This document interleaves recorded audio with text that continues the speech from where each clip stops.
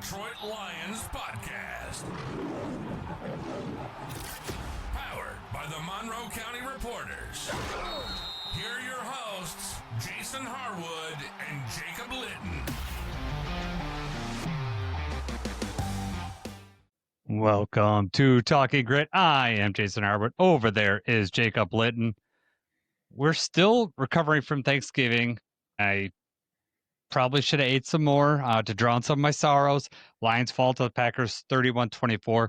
We're going to do something a little different just because Jacob and I could not get together over the holiday to do a proper biting recaps.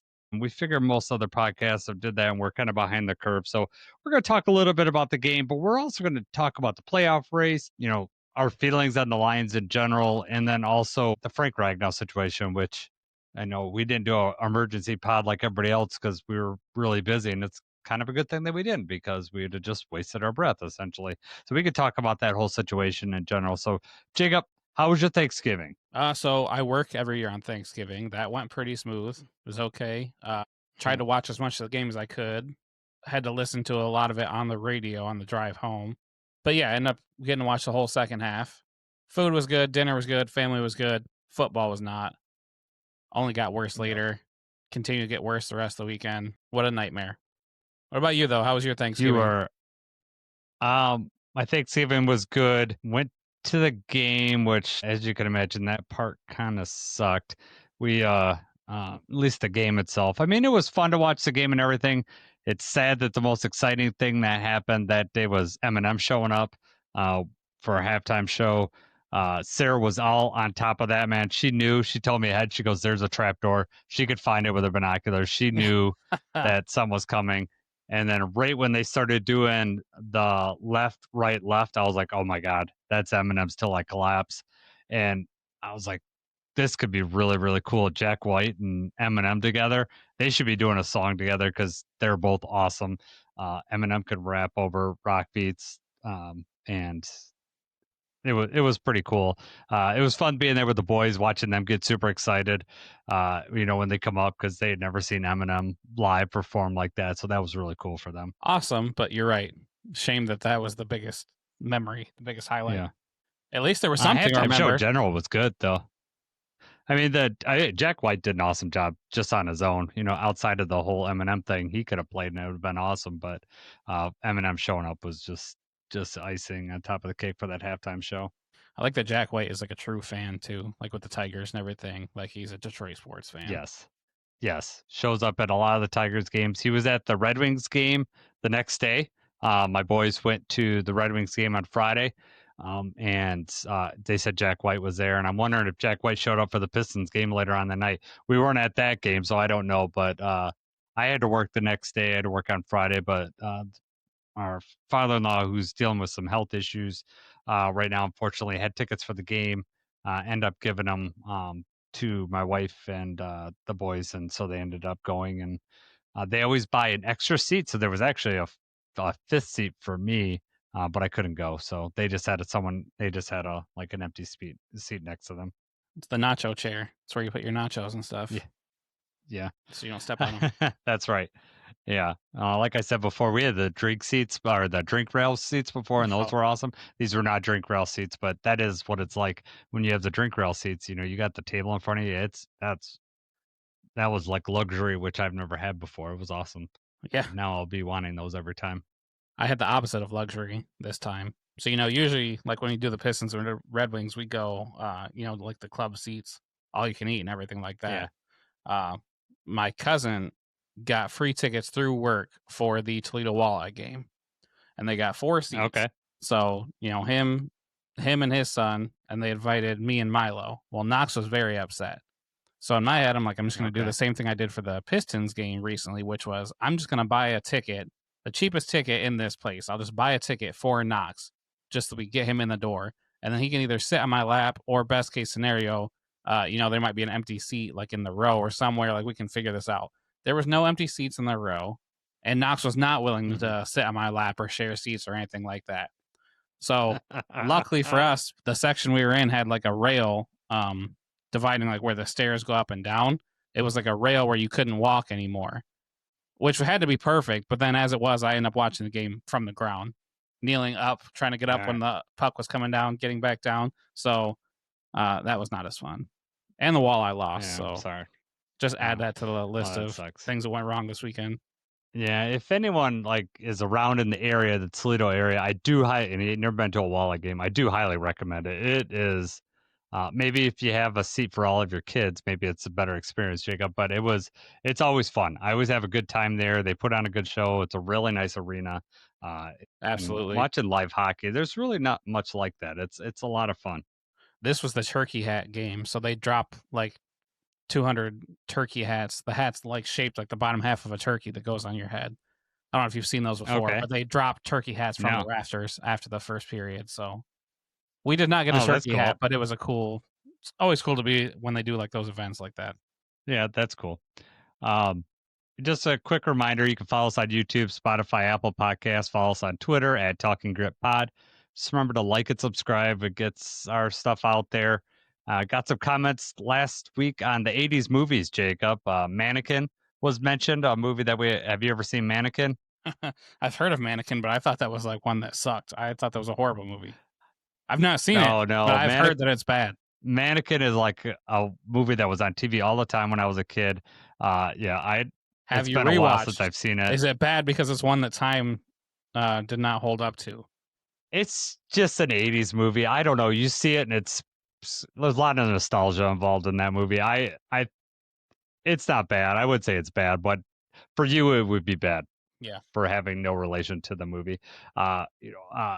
So I think something I'm gonna do from now on, Jacob, is I've really kind of gotten into watching some more movies. I'm gonna drop movie quotes randomly in any episode. I want people to comment if they know what movie it's from. I'm not gonna tell you, but just I'm not gonna tell you what movie it's from or whatever. Just see if some of our listeners can catch on to the movie quotes, because and you could do the same thing too, Jacob. This is good. Yeah, you haven't said something stupid in a really long time, so I know I can't wait to say it, and I can't wait for you to be like, "Well, that was a weird saying right there." Be like, "Well, that was a movie quote." So, all right. So let's move on to some of the transactions. Get everybody caught up to where we're at right now. Jacob, you want to start here for us? Yes, transactions since the last time we talked before the Packers game. So we activated defensive end Marcus Davenport, who ended up playing in 24 snaps in this game. We also activated offensive lineman Miles Frazier from the reserve PUP list. He didn't play in this game, but his clock was up. We had to make the decision to activate him or not. We did activate him. On the other hand, we did not activate defensive end Josh Pascal. I don't remember if we talked about that in the last episode or not, but we did not activate him, so now he is out for the season. Let's see. Other players of note. So we signed tight end Anthony Ferkser and wide receiver Tom Kennedy to the active roster from the practice squad.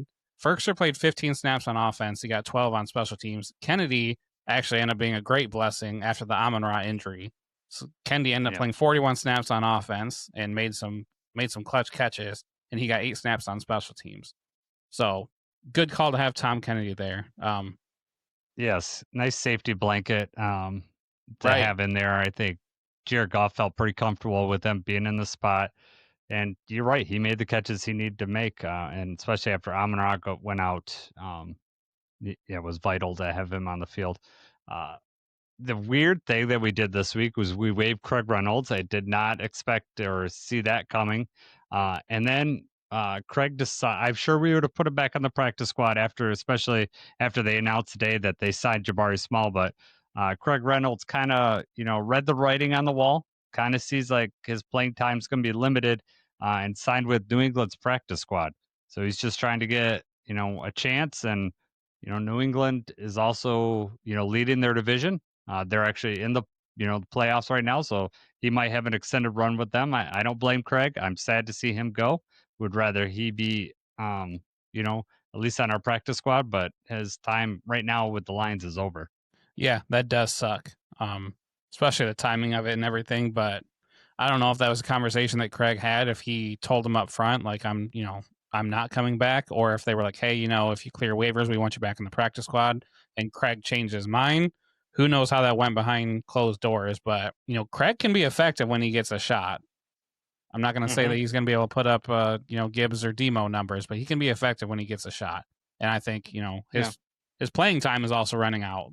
Time is running out for him to be effective and get playing time. So felt like he needed to take a chance now. Yep. I don't blame him. I mean, I think Sailors might have passed him on the depth chart, it seems like. And Dave Montgomery and Gibbs are durable backs, so I think he was, he's hoping that he gets a shot at some point. We signed two players today. One player I just mentioned, Jabari Small, to the practice squad. We also signed another tight end, Giovanni Ricci. That is in response to it does not look good for Brock Wright. Based on what Dan Campbell said today, they're still waiting on some more imaging studies. It's something to do with his trachea. So he didn't exactly say what happened, but maybe it's some, I don't know if it's broke like Frank's was, a couple years, what is it, 5-6 years ago that Frank played with a broken throat, unbelievably. And so I'm not sure. We released Trey Flowers from the practice squad to make room for those guys. Obviously, the Frank Ragnow, they had a transaction for him putting him on the commissioner's list. And then, everyone knows that, what happened, that he's not going to be on the team. We're going to save our thoughts, extended thoughts for at the end of this. So, but first, I want to kind of get into our quick recap of the Lions-Packers game, what we thought, what happened and all this stuff. So let's get started with that, Jacob. How you want to start this? Let me just run down some of the top performers, just numbers wise and everything, and then we'll kind of go into where it all went wrong and Sure. Just our quick thoughts. So, these are just some of the top performers that we have picked out. These are mostly the top rated people on Pro Football Focus as well. But wide receiver Jameson Williams got a 91.2 grade, 7 catches, 144 yards, and a touchdown. Definitely helped the offense move the ball when Amon-Ra went down. Showed that he can be an effective receiver when called upon. Quarterback Jared Goff got a grade of 81. He was 20 for 26, 256 yards, and 2 touchdowns. I will say that a lot of those 20 completions came out very shaky. He was not, very tight spirals. He also was getting hammered by the Packers defense most of the game. So shouts out to Goff for, keeping his composure and being able to move the ball decently well. Offensive lineman Penei Sewell got a grade of 75. Safety Brian Branch got a grade of 83 points. He led the team with 8 tackles. He had 2 pass breakups. He looked like the fire was back in this one. The only knock on him was just against that touchdown. And honestly, I think just when he turned his head, the ball was already out of his eyesight where he just couldn't see that the ball was already coming. That's the only explanation for what happened there, because he turned his head and didn't react to it. And that had to be because the ball was already just higher than what he was looking. But yeah, other than that, great game from Branch. Linebacker Derek Barnes got 3 pressures. He only had 1 tackle, graded out 73.8. And then defensive end Aiden Hutchinson got a grade of 69.9 on Pro Football Focus, which was not great. But he got 4 tackles and 3 pressures. So that's just a quick list of some of the guys who were top performers. But in the end, none of that mattered. We just were not able to get it done. Once again on Thanksgiving, once again to an NFC North opponent. Told you in the preview episode how much I hate that and how much worse it makes it, and they just keep doing it to us. So, first question that we have, did this ruin your Thanksgiving? I mean, usually you're at home, you're nice, warm, you're eating dinner, you can walk away from the game a little bit if you have to, or whatever it may be. As soon as it's over, you shut it off and stuff your face full of pumpkin pie. There was none of that this time. You were in the arena. You felt everybody deflate. You were deflated, I'm sure, defeated. A terrible feeling. But anyway, just did it completely ruin Thanksgiving for you? What were your thoughts there? It did not ruin my Thanksgiving. Part of it was that I was at the game. It was like I was able to compartmentalize a little bit at the stadium and just kind of like, okay. It was a different feeling. I haven't been at the stadium in a long time since I was a kid. So for me, it was a totally different feeling. So I didn't have like a normal Thanksgiving where I'm sitting with my family and we lose or whatever. I was at the stadium. So it was just, I had to compartmentalize it. What I did ruin my Thanksgiving was I didn't want to watch football for the rest of the day. And usually Thanksgiving, I want to watch football all day. And so I didn't watch anything the rest of the day. I just couldn't bring myself to watching any football the rest of the day. And even the next day, I had to work during some of the Eagles-Bears game, and I was loosely paying attention. But as soon as the Bears went up, I just this week is just getting worse and worse. So that I would say ruined my Thanksgiving, but it ruined my football watching up until today. Yeah, it was just the start of a very bad weekend. Yes. Any the team week that in we general needed to win did not win. Any game that we needed to come out in our favor, with the exception of maybe the Panthers beating the Rams, but I don't know how much that matters in the grand scheme of things. But yeah. How about you? Did it ruin your Thanksgiving? I mean, you get home from working, and so you probably see what at what point do you get home? Like what, third quarter? So typically, what happens when the game starts a little bit earlier, I'll get home, or usually they start dinner right at 2:00, which is when we close. So I'm usually late to dinner. So I'll get in. Sometimes Okay. I'll grab some food, depending on where the game's at. Usually it's like halftime is over, or it's in the middle of halftime. This time I was able, like I said, I listened to the radio for the end of the first half, and then I was able to get there before the second half started. So Okay. I don't let it ruin my Thanksgiving anymore. I don't let it ruin my day anymore. Obviously, as Lions fans, it's ruined a lot of Thanksgivings and it's ruined a lot of days. But, let down, disappointed, sure. I did not watch as much. I watched some of the Cowboys and Chiefs. I did watch some of the Bengals and Ravens as well. I didn't watch any of the Bears and Eagles because I did not. I was following updates, and the Bears were ahead and playing from ahead. It's like, just this could not be any worse. Then they stop a tush push and get a fumble off of it, and then they've got a comfortable lead. I think that's when I texted you, or I tried to text you. I said, this is a nightmare. I don't know if it went through. No, you text Sometimes me. I got the nightmare one. Yeah, sometimes they don't go went through. I have to click Yeah. resend a couple times. But yeah, Okay. this is the worst. I know. Well, I mean, you couple that with the Pistons losing a couple times this week.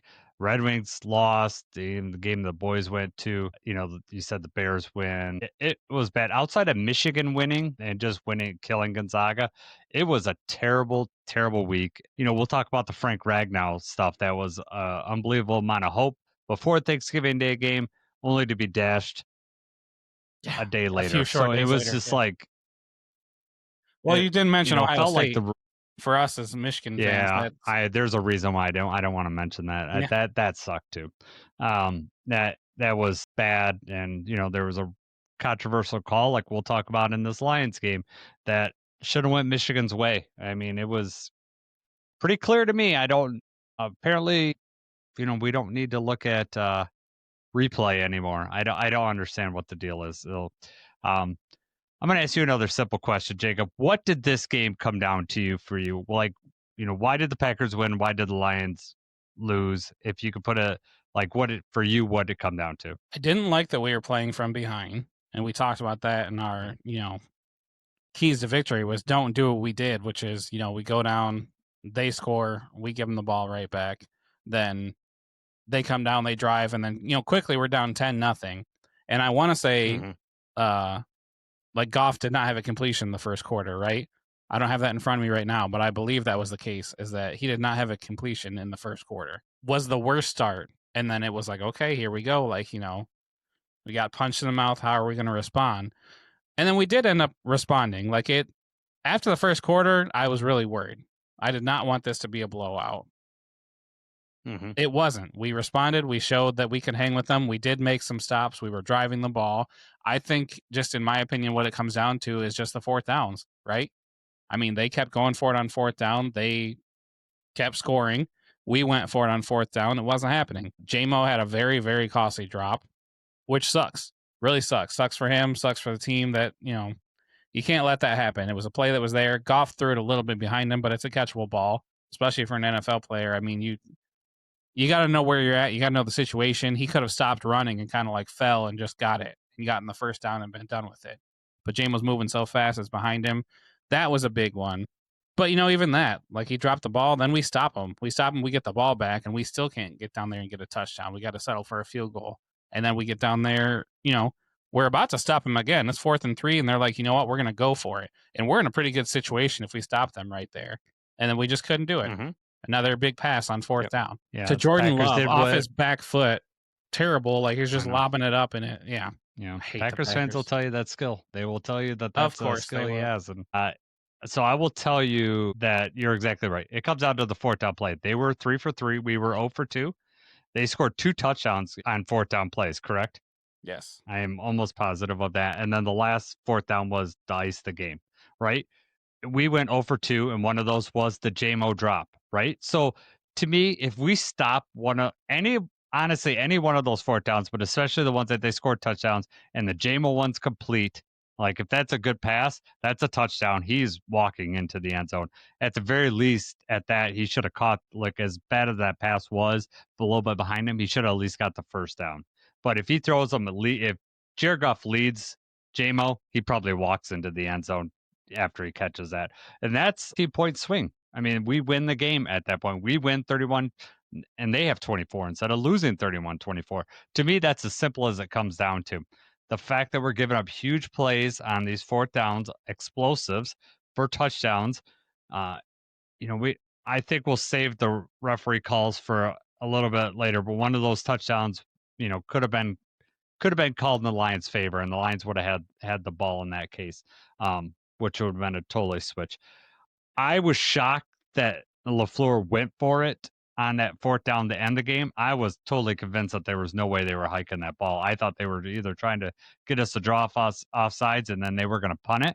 Because like you said, if they don't get that, we are like midfield, only needing a touchdown, and we could do that. So I was shocked by that, but it's almost exactly what happened last year on Thursday, where we just, we went for it on fourth down to, a little different situation. I think the game was tied at that point, and we needed to get the first down to basically kick the game-winning field goal, if I remember that right. That was like the Thursday after Thanksgiving. I know that Dan Campbell went for it on fourth down. Jared Goff trips, hands it to Demo, get the first down. It's almost like LaFleur did exactly what he wanted. What he just played Dan Campbell's game, and usually he's not that aggressive in these situations, going for it on fourth down so much, and so maybe he learned that he needs to do that. So you're 100% right. It comes down to us not stopping them on fourth down, and us if we complete one and we stop them on one, I think the outcome of the game is different. Right. What did you think of the play call for? Well, two of them, but for us, the one where we're almost at midfield, twice. Right? Well, so we ran it that whole drive. Like Gibbs ran the ball. Yeah. 2 rushes for Gibbs, then Goff completes it to Tom Kennedy for a first down, and then 4 straight rushes for Gibbs. And we had just ran it negative yards. And then on 4th and 3, we try to go up the middle again, and that was at the 47-yard line. I could tell you that the crowd's frustrated. I was actually frustrated with the double run because I could just see that it's not. You were not surprising the Packers in that situation. They could see that coming, and I don't know if we want to talk about it right now, but when you come down to it, like this season is, our record is not what I expected it to be, 7-5 at this point. And it's really honestly come down to like a very few amount of plays. Like if we convert some of these fourth downs, like I really feel that Amon-Ra catches that pass before halftime at the Chiefs and we go down and score like before half and instead of them scoring, that fourth down drop was a crucial play that flipped that game. Like same thing in this one. Like if JMO doesn't drop that ball and we score a touchdown, that flips it. Like there's like so many of these games are so tight, and I think that we've been able to take advantage of teams, converting on fourth down. I think teams are ready now, and they're prepared to go for it on fourth down because they know that we're going to. The whole mindset, it's not even just against the Lions. It's just the NFL in general has totally switched their mind. They're more open to go for it on fourth down. Teams are more prepared for that. We're not surprising teams. And the problem is that we're not executing on these fourth down plays. Whether it's a bad call, like I really believe that Dan Campbell run was a bad call, or guys just dropping the ball, flat out dropping the ball, or Jared Goff, not getting it to him. But more times than not, I will say that Jared Goff is making the right call, and these receivers are not catching the ball. Are they perfect? No, but they are catchable balls that that we expect Amon-Ra, all-pro Amon-Ra to catch, or JMO if we want. We talked about how exciting he is, but that was a huge drop. He had a great game other than that drop. Yeah, agreed. That also, so I want to talk about that one just because the back-to-back runs, and then right after that, the big momentum swing, because that was 17-14. Right after that's when they hit that 51-yard touchdown. And then, that's early on in the second half, sucks the wind out of everybody again because it's 24-14, which we responded. But just the other one, the 4th and 3 that we talked about to ice the game, I mean, that one we actually did bring pressure, right? We brought pressure got in his face, and he kind of just lobbed it up where that receiver was going to go. And Branch, who had a great pass breakup right before that, Branch had one where he knocked it out of Christian Watson's hands. This one, he was not able to knock it out of Dontavian Wicks, and that was what iced the game. But were you surprised, I know you said that necessarily that they were going for it, but that the play call was to let's have him drop back on 4th and 3 and chuck it up? Yeah, I knew that they would pass if they were going to put him out there. I mean, that was a desperation thing. I mean, he was getting pressure and he threw it up. And honestly, there was pretty good coverage in that. It was just he put it in the right spot. Jordan Love had, as much as I give crap to Jordan Love, he put the ball where it needed to be put in a lot of these catches. Like, very good placement on the ball. I thought Jordan Love played really good. Before we move on here, or before we move to the next question, we have one of our chat asked a good question. I kind of wonder what you're feeling on it. I'll put it right up here. So M. Newmeyer, 5813 says, very frustrating game to watch. How much do you think having Amon-Ra go down affected it? So in your opinion, Jacob, what do you think? Do you think that had a huge effect on the game, minor effect? What's your feeling? I think on paper, when you think about it, it would have a much greater effect than it did, but it didn't really end up affecting the game at all. I mean, the offense still moved the ball. We still went on touchdown drives. We still, had all the chances right there. J-Mo had a good game. They used Tesla, Tom Kennedy. Obviously, it would have been great to have Amon-Ra out there, but we weren't moving the ball when we had him out there either way. And I don't know if it was Jeremy Reisman or somebody had put a post out there, like maybe not having Amon-Ra out there made Jared Goff, go to his reads, go through his progressions a little bit quicker than just throwing it up where Amon-Ra would be, which is usually a good call. I mean, Amon-Ra comes down with most of them, but, we were able to move the ball.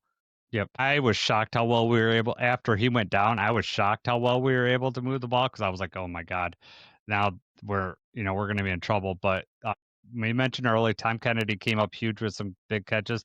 And J-Mo, we finally gave the ball to J-Mo. I will say that Jared Goff, I know he was getting sacked and getting some pressure, but there seemed to be some time where he had like longer to throw the ball. And he was waiting it out, either moving through the pocket or moving through. And then I know J-Mo hit on a couple of those crossers that went across, got some huge yards. He was, 7 receptions for 144 yards, had TD.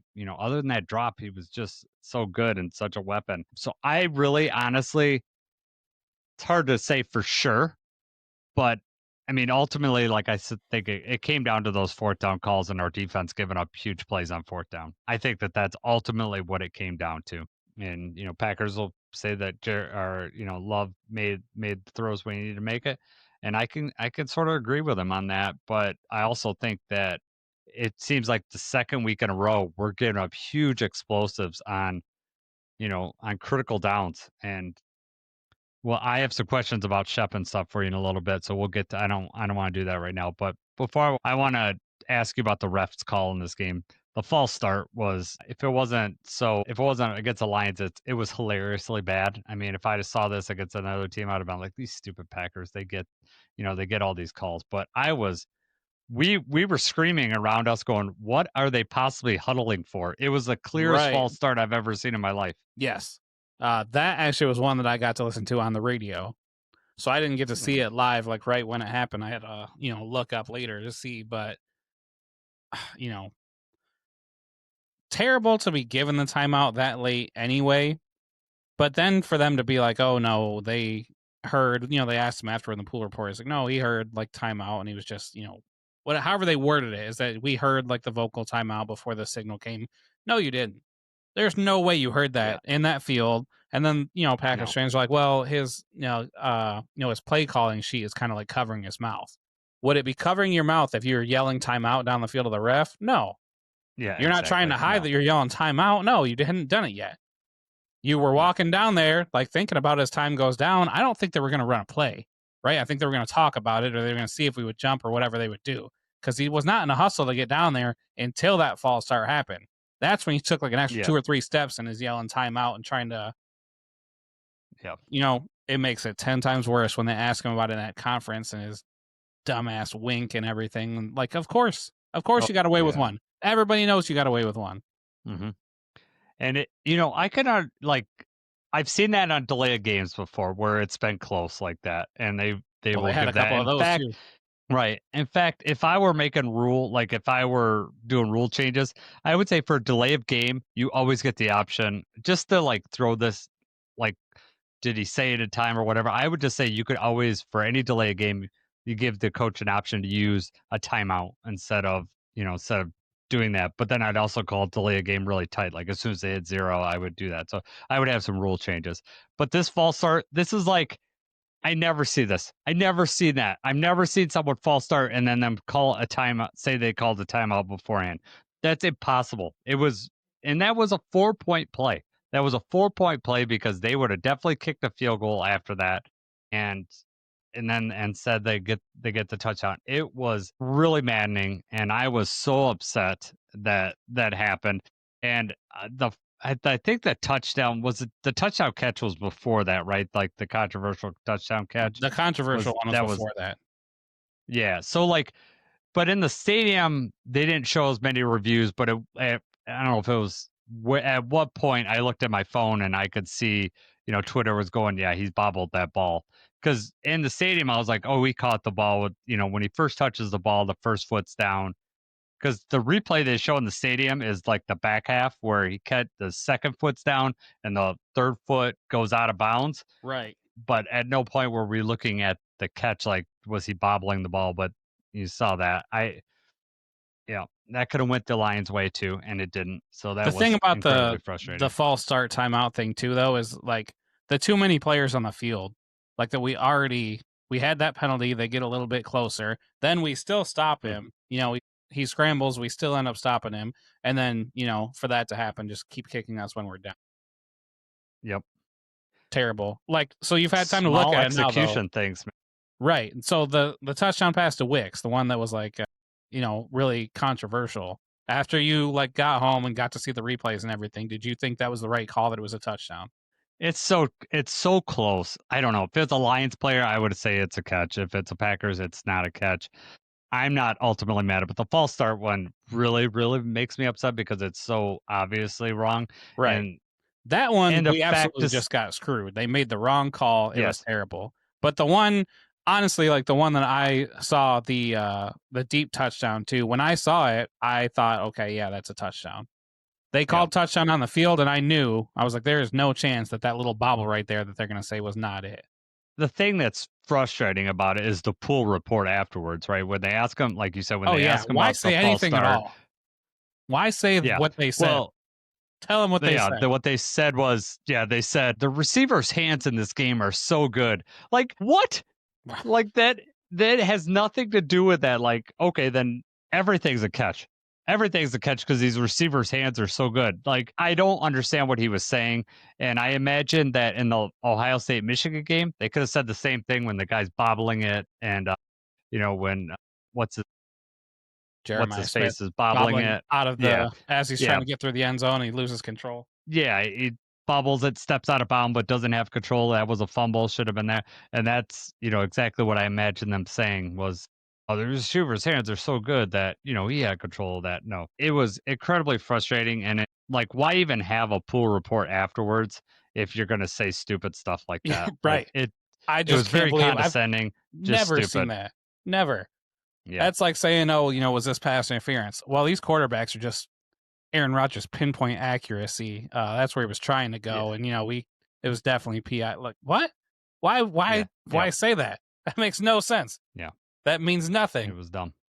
Yep. It was 100% I think what he was getting dumb. at is the receiver had complete control when he switched to the other hand. And he's just so good that he was able to switch and maintain control, which is not how you should have worded that. Nope.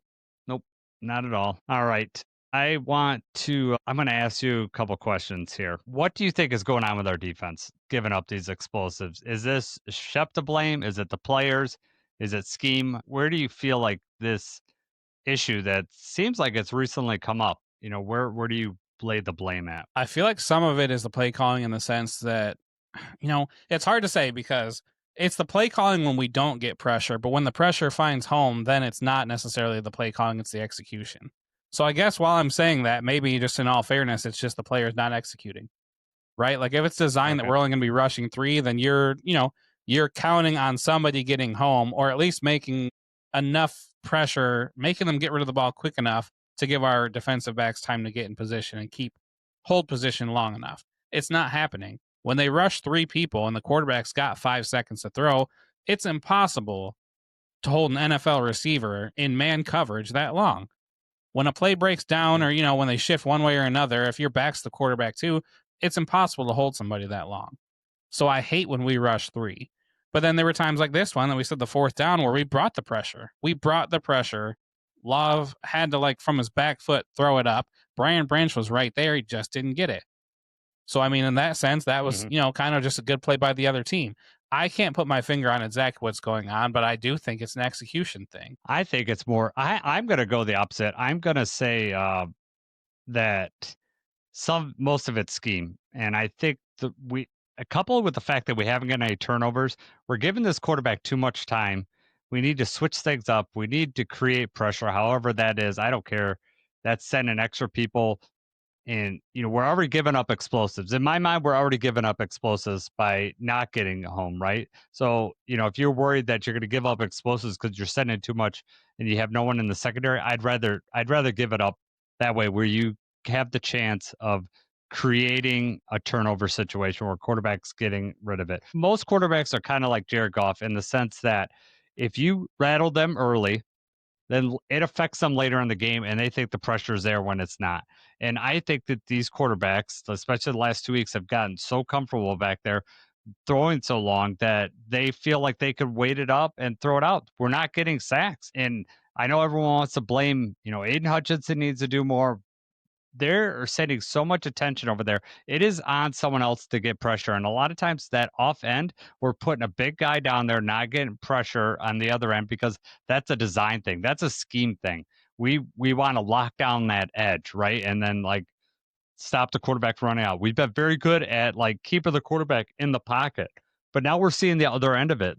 If we do that and we don't overrush, then they kill us through the air. So you have to pick your poison at some point.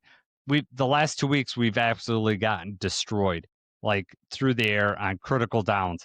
And so to me, I'd rather, you live by the sword, you die by the sword, just get some pressure in there, blitz them. You don't have to do it every down, but just enough that you could fake it and they got to honor it. And then maybe, instead of holding on to it, they feel the pressure before it's actually there and they start dumping it off earlier.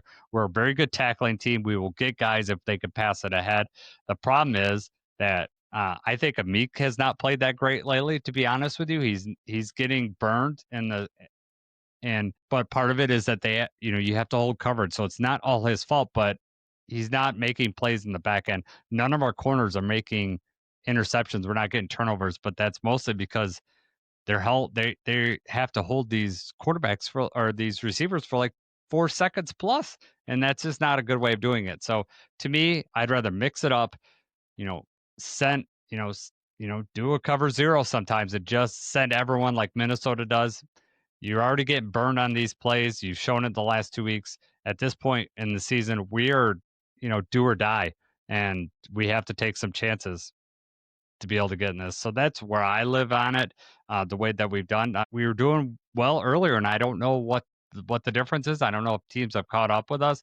See what Shep's doing. Maybe Shep needs to change things up. They've got a better read on us, but we are not getting pressure in an adequate amount of time. And I'm not saying that every play needs to be like that, but we have to rattle the quarterback for them to make a mistake. It's the difference between having Micah and Rashawn Gary, or just having another effective edge rusher too. I mean, really, that's what people were hammering about before the season. The thing is, we are putting the big guys on the outside, which I don't like. And I've said before, I don't understand why we're doing that.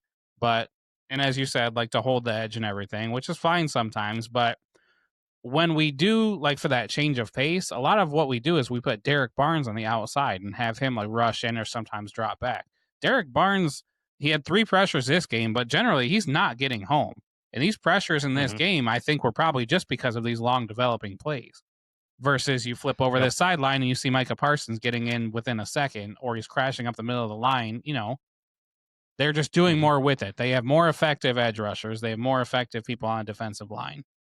And that when you have a strong defensive line, it makes the rest of the defense much better. I also agree that I think that, when we talk about scheme or whatever, it's also, like you said, we're putting those bigger guys on the edge, and we have a guy, Muhammad, that's shown that he can rush the passer. And earlier in the year, when we had to put him on the edge because we were limited in options, we were getting more sacks and we were getting more pressure. So I think some of that is like the Lions are just going to have to realize that, we can't live like this. There's got to be some change. We got to change it up a little bit. And the fact is, you could say, hey, we got to stop the run. We haven't been all that effective at stopping the run either. We're middle of the pack and stopping the run. So, you can't live by that and then say, well, we're stopping the run, we're being effective. Because the thing that's frustrating, when you look at all these games that we've lost statistically, we all, like, even in this game, Goff and Love have very similar statistics. They are making explosive plays when it counts. The Lions are not doing it as much. And also on the offensive end, we're not able to just control that line of scrimmage. Our offensive line is been disappointing, and we could have easily ran it on 3rd and 3 and 4th and 3 last year, and I felt really comfortable with that. This year, I don't. We're not getting the push that we need.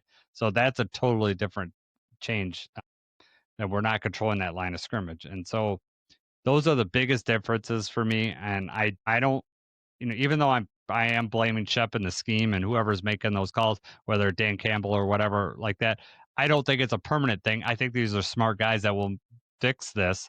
But as of right now, that's what I see as the issue right now. And we're not putting our players in the best place to succeed, especially in the back end.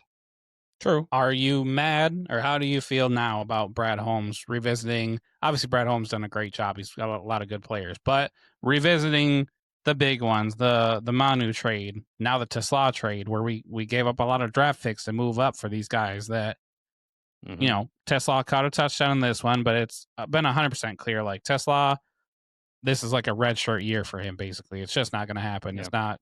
He's not picking it up quick enough for whatever reason. Manu, with the injury and everything, just doesn't look like that's happening either. It's a lot of draft picks in the middle of the round that we usually can hit on. That's a lot of effective players that we could be having on this team, especially on the line, both ways. So, I mean, what are your thoughts there? Not really like fire Brad Holmes or anything like that, obviously, no. But I mean, do you still stand by those like as good trades? Good, are you okay with us rolling the dice and not winning? I think he needs to reevaluate the philosophy of that. Like, if we had players that we could plug in earlier, and those that we could have, because you could draft a 3rd rounder, like, and they could come in and play. I mean, you could draft, like, instead of doing the Manu thing.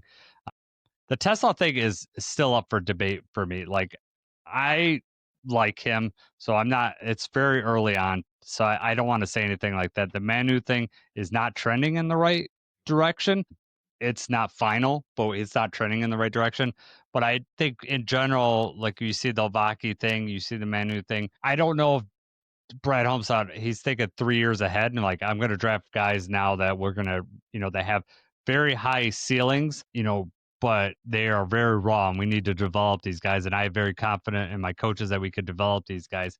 Pretty soon, we're not going to be in that position. We're going to need some people to be able to play earlier on. And you see, I'm like, he still has it. And I think he just needs to reevaluate his priorities a little bit about, when he drafts these guys, or what type of guys that he really covets in those middle rounds, because I think he's really kind of missed. Now, I will say that Tyleek has played. I'm okay with Tyleek's play this year, and frankly, we're going to need him next year. And I think that draft pick is going to really shine when DJ Reader's probably no longer on this team. And Tate Ratledge, you got to be happy with Ratledge too. I think he's came right in. I mean, is he a superstar level? No, but for end of the 2nd round, offensive lineman to come in and start, I think he's played adequately on that line, and I'm hoping that he gets better next year. So I'm okay with all that. It's just giving up 3 picks for Tesla. Those are 3 players that we could have on the roster. Those are future draft picks. Yeah, I think that does frustrate me, but I'm not writing off Tesla yet. And if you look at Amon-Ra's first year, he didn't show up really until the second half of the year. So I know that we're right there right now with Tesla, and I'm not expecting him to have the Amon-Ra numbers because, I don't really see him being an all-pro, but I would like, we need to see him more. And with Amon-Ra being out probably for the next 1 to 2 weeks, we're probably going to get he's going to get more opportunities, and he's going to need to shine right now. Absolutely. Well said. I don't think we traded Are up for you Amon-Ra, but I mean, it is irritating, but like, Right. it's one of those things, hindsight's 2020. You make a gamble, they don't always turn out like that. And I mean, Yeah. realistically, if you go through the draft picks, Tyleek, being drafted as a defensive tackle at the end of the first round is performing about as well, especially when you look at like snaps and stuff. I think he's performing just about as well as you could expect. Somebody being drafted in that position is going to do. Tate Ratledge, I would say, is probably overperforming where you would go if you were drafted in that spot. It's more so just about what we gave up for Tesla and what we gave up for Manu and where that leaves us with these holes that, we had to battle through last year and now kind of what we're looking at this year. Feeling helpless on the offensive line and the defensive line, things aren't working. There's not much to switch up, right? So, it's frustrating, but you don't always hit. You win some, you lose some. You kind of just have to go with it. I understand people being frustrated with Brad Holmes. I don't understand people saying fire Brad Holmes. I had somebody say if we end up missing the playoffs, we should start having a talk about possibly moving on from Dan Campbell. It's like that. Yeah. When did you become a Lions fan? There's no way that you were here. No. There's no chance that you've been a long time if you're already talking about getting rid of him. See, this is what I said. This season has come down to so many few plays that if those plays happen, our record's totally different. The conversation is totally different. And who's to say that those plays don't switch next year? And I think that they totally, could, and they'll go in the Lions' favor. You'll get the call when you need to get the call. We have been, I think, more than the last couple of years, been on the wrong end of a lot of these referee calls. Some weird stuff. So in no way would I write off Dan Campbell, would I write off Brad Holmes. I think, what you're seeing now and what I expected to see, especially if we didn't make the playoffs, or the people, they're going to say, oh, I saw this coming a while ago, or you're going to start questioning everything Brad Holmes. And then the people that, that were, that are easily swayed will see these stupid statistics that are put out or whatever, or cherry pick these things and say, well, the Terrion pick or whatever. Terrion's played well. I mean, he's played better since he's come back. He's actually I'm okay with it. Now, Quinion Mitchell, you're always going to be compared to him, but I think Terrion's played well. I'm okay with that. The Ennis Rakestraw thing, he's been out. So there's some knocks on the injuries and stuff like that. But when you start comparing them to what everybody else has drafted, every GM misses. They do. And if you expect perfection, every hire that the Lions have from here on out is going to be a disappointment for you because there's going to be some misses. There's going to be some evaluations. But to take this team from where they were 4 years ago to where they are now, I get it. You're disappointed with the way the season goes, the way the season has happened. I am too. I am really disappointed, but I don't go into a blame space. I tend to look at positive, what we can move on for. This is not, the players still want to play here. This player, we're going to still be able to get people. If anything, it's going to be eye-opening for the team, and we will, if things don't work out the way that we want them to this year, they will come back strong. This is not the end of the road. I don't have that feeling at all. If anything, it just lets you know how hard it is to stay up at the top. Right. And we're not the only, this year has really been any given Sunday, right? Teams are battling each other, they're beating each other. There's not 2 or 3 teams you're like, oh, it's going to be one of these couple guys. It really feels like a year where anybody that's going to make it to the playoffs has a shot. And here we are, 7-5, not quite as well as we are, but 12-5 is still on the table. I mean, that's realistic that we could still do that. And, you flip, the only team that comes to mind right now is the Commanders, just because of how they're doing, and they're on TV right now playing the Broncos. But you think about how the Commanders fans feel and how that team feels to pick up the pieces that they picked up and put all the money and everything that they put into, expecting that they were going to take a leap from last year and that they're going to be performing well. And now they're all the way at the bottom, right? I mean, they're about eliminated already. So it could be much worse than it is right now. We are still a good team, just don't look like a great or elite team this year. All it takes is a chance, though. All it takes is for us to be in the playoffs, and that's still within reach, and we still could make damage when we're there. Right, exactly. That I haven't written off this season yet. Has it gone the way I wanted it to? No. But if we go 4-1, we ended the season 4-1, we make it into playoffs. I'm feeling pretty good, right? But we've been on this streak of win one, lose one, win one, lose one. We obviously can't continue that. I don't have the same confidence going in and week out that I had earlier in the year, where we were going to right the ship, and my confidence is wavering, but my fandom is not. I love this team. I still think that we could win every game. I know we have the talent to win every game. It's whether we're going to go out and execute and have a good game plan going out. But this does not affect how I see next year. It really doesn't. I really expect us to come in, and even though the media might write us off, I don't really. I think that if anything, we're going to come back hungrier next year. So I'm okay with that. We got the Cowboys coming up. They've been on a streak lately. When you talk about people like thoughts changing real fast. The Eagles, they beat us, right? They're on the top of the world, and now they've went and lost 2 games. And the Cowboys, have beat the Eagles and the Chiefs, and all of a sudden, they're the next coming in the NFC. Things could change real fast, and we thought the Bears were going to lose, and if they would have lost on Friday, everyone would have been like, "Oh, the Bears, who we thought they were." That just didn't happen. It's really weird, but the Bears they play the Packers twice coming up. They got to end the season with us. Their fortunes could go down really quick, and they're our best chance, in my opinion, for us to be able to jump them for playoff spot. I still have no faith in the Bears.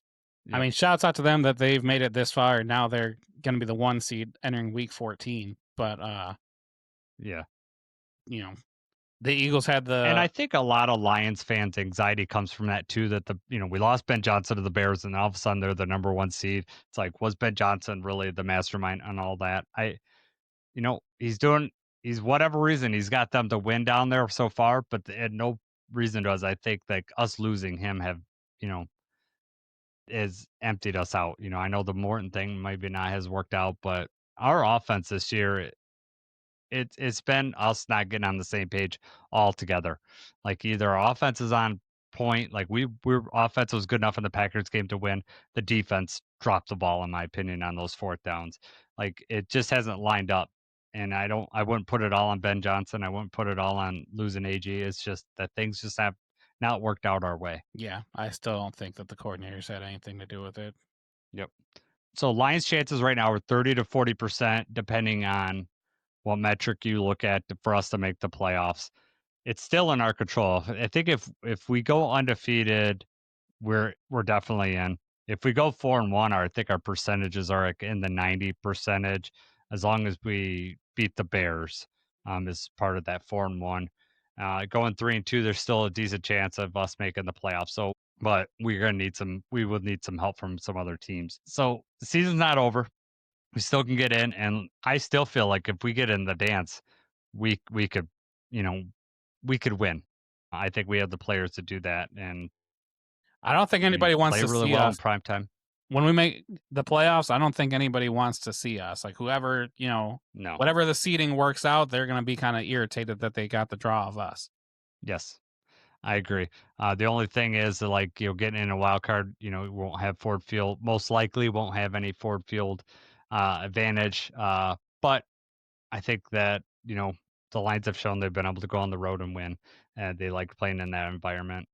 So I'm not overly worried about that. Just personally, I'd like to go to a playoff game. So, I'll be disappointed about that, but it'll be all right. Save me a little bit of money, I guess. I personally think the NFC North is like going to be really hard to get to. It's going to take everything to go right. Us losing twice to the Packers really kind of ruined those chances in my opinion. But I just want to get in the dance. What about you? Do you think NFC North is out of the question? I still don't think it's out of the question. Obviously, it's a long shot. I think the odds are whatever, like 8 to 10% or whatever. Like the Packers, they play the Bears twice. They play the Broncos, Ravens, Vikings. I mean, up until I'll say the week before, the Packers versus the Vikings, the Packers handled them pretty easily. But up until that point, the Packers were struggling with everybody, right? Like the Bengals and Cardinals, and every game that you saw them play, they lost the Panthers, but they finally came out against us with a little bit of extra fire and move the ball. Now are they going to do the same thing against the Bears? I mean, it's hard for me is that we're going to have to root for one or the other. Like, it'd be great if they tied this week, but, like, do we need them to split the series? Yeah. It's going to depend on how the other games go. Obviously, we hold the tiebreaker over the Bears, so it'd be better for us if the Bears were to knock the Packers down, but there's a lot of things that have to go our way for the NFC North. But if we just win our games, the wild card is right there. The problem, one of my concern is that if we drop, especially if we drop this game to Dallas, I don't want to have to be paying attention to every single game that we need. And then, my heart's beating out of my chest for the freaking Seahawks to lose, or, I hate when it comes down to that. I hate when it's no longer in your control. Yes, it's terrible. And we've saw what happens when it's not in our control. Everything outside of that Rams game today is pretty much went the opposite of what we needed it to do. So maybe our fortune will change, but this weekend, that's another kick in the pants, like just how bad it was. All right, and we've hit about an hour right now. I want to talk on Frank Ragnow really quick. Everyone knows he was reinstated like the last day possible, which is Wednesday before Thanksgiving. Our still hopes were high at that time, but that we were going to beat the Packers. Frank's going to be around the corner. We are, back in our Super Bowl window. Then we lose to the Packers, and then a couple days later, it's Frank has a grade 3, which basically is a torn hamstring, and he can't come back this year. So you're wondering, how can Frank not know he has a grade 3 torn hamstring? So I guess I'm going to start there, Jacob. What do you think happened there? Like, how does he not know that he has a grade 3? You already mentioned earlier, how did he play with a broken trachea? Yeah. I think the pain tolerance for this dude is just so insanely off the chart that he, I saw a report, or not a report, but somebody had said online, like, he announced he was going to come back. He decided to hit some sprints the next day, and then his hamstring said bye. Yeah. Who knows what happened, but, he's probably like, yeah, it's bothering me. They said he disclosed it. He said, I got a hamstring thing going on, bothering me a little bit. I want to say that he was like, nothing, I can't play through, or whatever he had said. And then they're like, no, this thing's torn, man. Like, just wild timeline. To be so happy, on Wednesday, obviously it was like, no, he can't suit up on Thanksgiving, but you know what? That'd be cool if he could. Wednesday, they reinstate him right before the deadline, which nobody even reported about the deadline or about the possibility because this was not on anybody's radar. I know Dan Campbell said afterward that they had been talking to him for like a few weeks, I guess, but that was not disclosed. There was nothing coming out. And I was like, thank God Frank is back, immediate boost to the line, immediate boost to the offense. Instantly can slide Graham back over, and Awashika doesn't have to start. When Graham is healthy, you're thinking of the possibilities. Like, oh my God, we're going to be running the ball a little bit more effectively. Like things, this could be what our offense needs. Then the Packers game happens. You're like, man, I'm just about as low as I possibly could get right now. And then they're like, actually, Frank is not going to play. His hamstring is torn. Could take months to heal. And then to make it worse is that they're like, well, and Dan Campbell said we never discussed the possibility of next year. So they had only talked about coming back for the run this year. Like he was going to give it one more run. So all around terrible situation. I wish they would have done this physical and stuff in private so that they didn't even announce this to us and give us this hope. Yeah, I know. So I think it was so last minute and they had to activate it. Like Frank decided. My feeling is that it came last minute, and some people are like blaming the Lions, like this is a terrible look. I mean, I think that Frank probably, like you said, disclosed that, hey, my hamstring's not 100%. It may take me a couple weeks to get back or whatever. I think Frank's probably been training, and and maybe he started to ramp things up a couple weeks ago just to kind of be ready for this moment, and probably tore it somewhere along the way. Probably, did something, probably tried to go back to his old weights and just wasn't ready for it. Something happened. And yeah, he just like kind of knew like, oh, it's just a little bit sore. I'll be able to play through it. And then, yeah, like his pain tolerance is like through the roof that, no, you're walking around on a torn hamstring.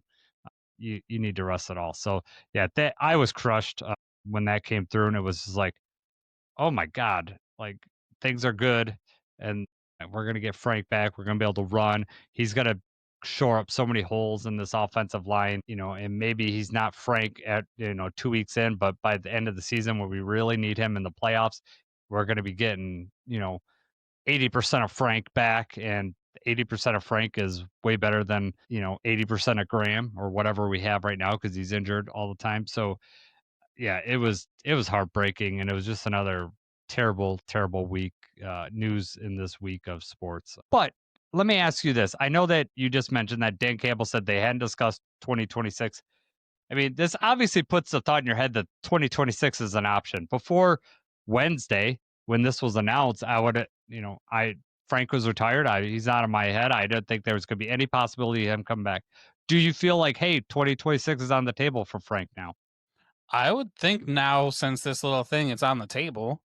It's on the table Yeah. until it's not. I mean, he's still only 29 years old.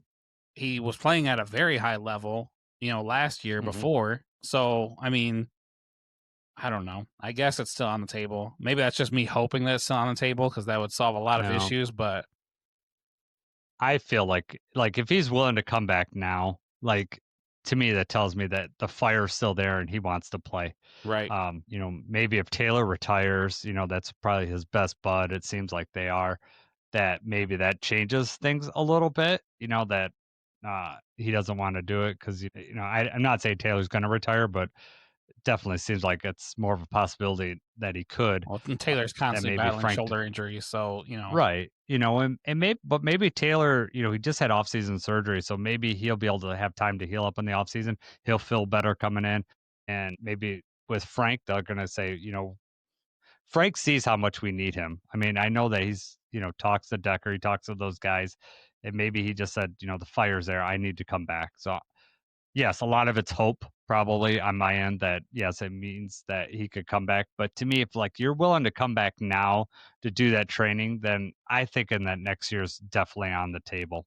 Um, Hopefully this injury doesn't set him, you know, so far back that it either kills that desire or, the injury lingers until next year. But, he's still had plenty of time for the offseason for that to heal. I mean, this could take months to heal, but hopefully, by time training camp rolls around, if he decides he wants to come back, then we could get him on the scene. Because you're right, that would solve like some major issues. right, man, it was too good to be true. Right, you get Mahogany back, then all of a sudden you got Frank, Mahogany, you got Ratledge, a non-rookie Ratledge, you got Panay, and then hopefully Decker on the other side. I mean, we're back in business. It's a pretty and good line. the Still got right, Gibbs and we're Demo.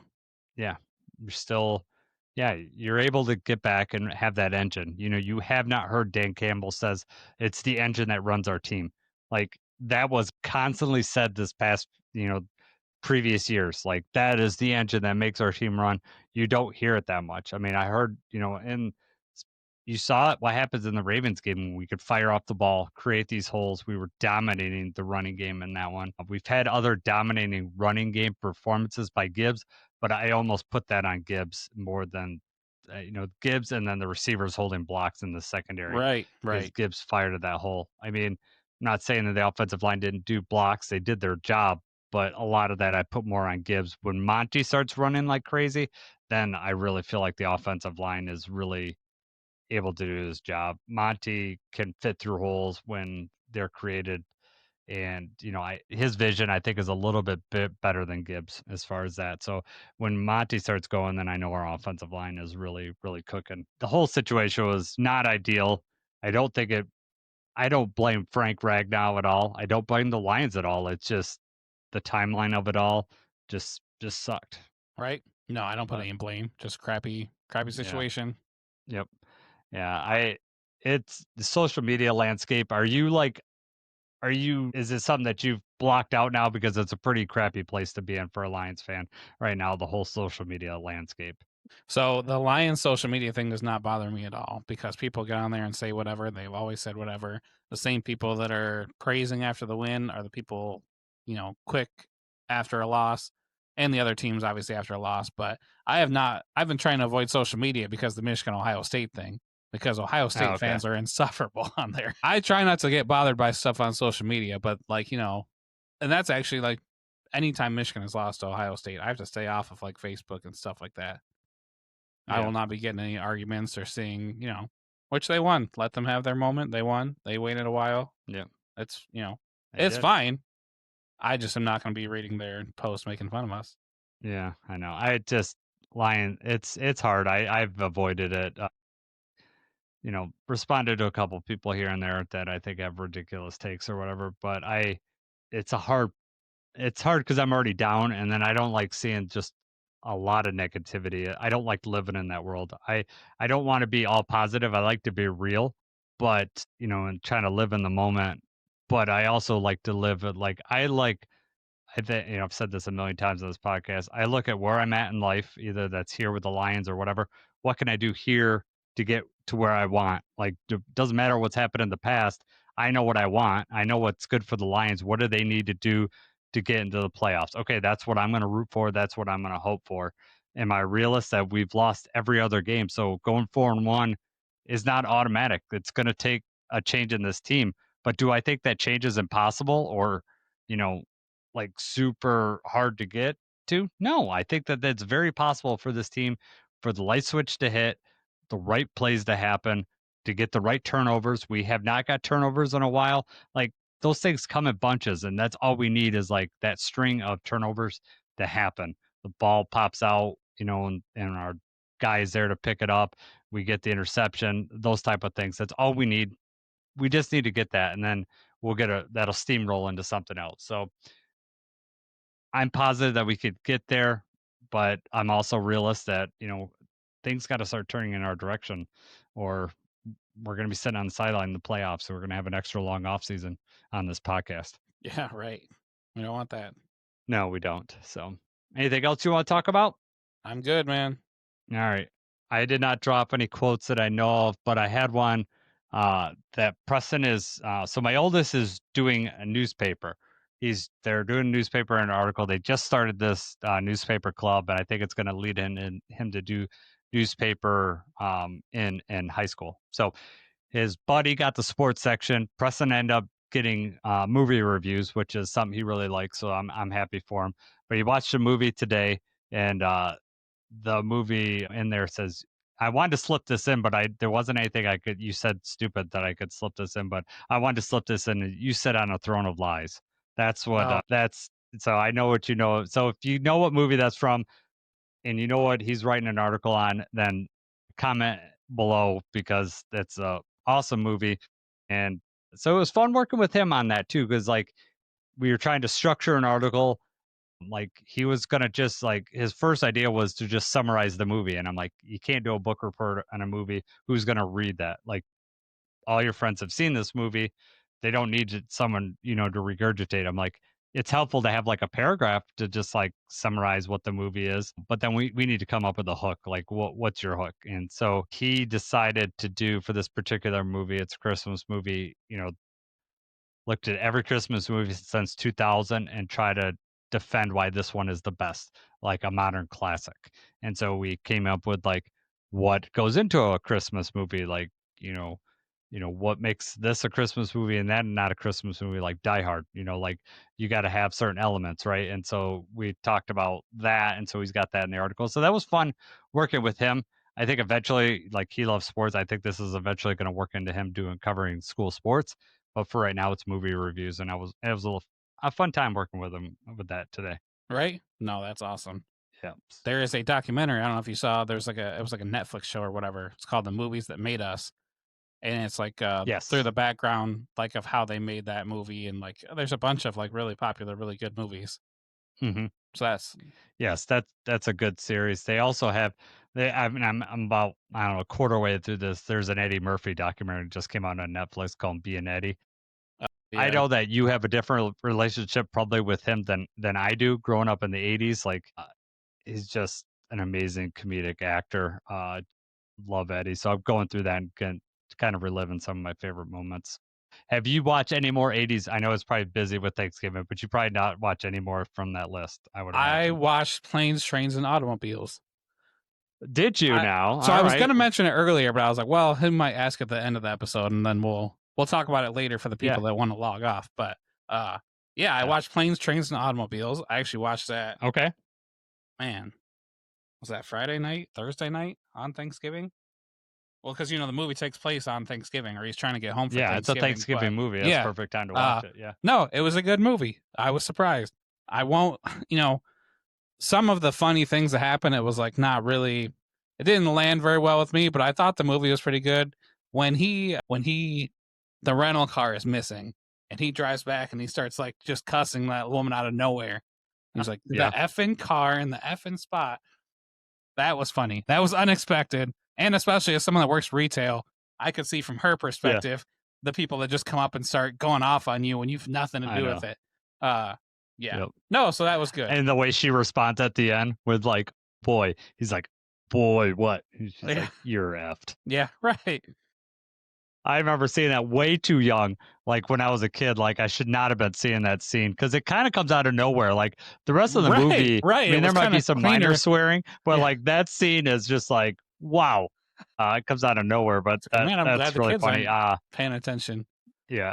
When the car's on fire, that was also funny. Like the car sets on fire, they still have to drive it. I like when they're, it's early on, they're laying in bed together and he's like, it's like, where's your hand? Between two pillows. Yeah. Those aren't pillows. Right. Those are like, that's a line that I would say with my friends all the time. Just like, where's your other hand? Between two pillows. And then they get up and they're like, Bears. Yeah, the Bears. They got a hell of a team this year. Hell of a team. Yeah, that movie, there's so many great things. Like one of my favorite lines, and it's sports related in there too, is when they're in the car and Steve Martin is telling John Candy all the annoying things or whatever he's saying, and John Candy's like, well, you do annoying things too, and he's like what? He goes, you fidget with your balls a lot. Yeah. he's like, what do you mean? He's like, you do more ball handling in a half an hour than Larry Bird does all night. And then he's like, you know what I'd want? He goes, another set of balls and another hand or something. Oh God, that's right. No, it's just so funny. I love John Candy. Like there's so many good 80s movies with John Candy that are just hilarious. Have you ever watched the show Family Guy? Was that ever a thing that you watched through? Or so it was funny. I haven't watched like recently. I haven't watched too recent either, but I used to watch like every week, every episode. And so this one, John Candy has a speech and he was like, you know what? I like me. It's like, my wife likes me. And like his speech, like he starts making it. I was like, oh my God. Now I get it. Cause I recognized it from Family Guy right away. But it was just one of those things, like when I saw it in Family Guy, I hadn't seen the movie. So I had no idea what it was from. I figured, they make references and stuff, but I had no idea. But then I'm sitting there watching the speech in Planes, Trains, and Automobiles. I'm like, oh my God, it's like word for word the same thing. So that was funny too. It's hilarious. I've had that experience too, where like you knew like that saying from something, from whatever you see. It's like it'd be like for a kid hearing a cover band sing a song and thinking that they sing it, and then you realize it like, no, that's a Red Hot Chili Pepper song or whatever. You don't know where that originally came from. And then you put two and two together, like, oh, that isn't their song. I've had that situation. I've actually had it. Things that I say all the time that Sarah will, Sarah will think it's just something I made up, but then, we'll watch a movie and she's like, oh, that's why you say that? And like, that happens like all the time.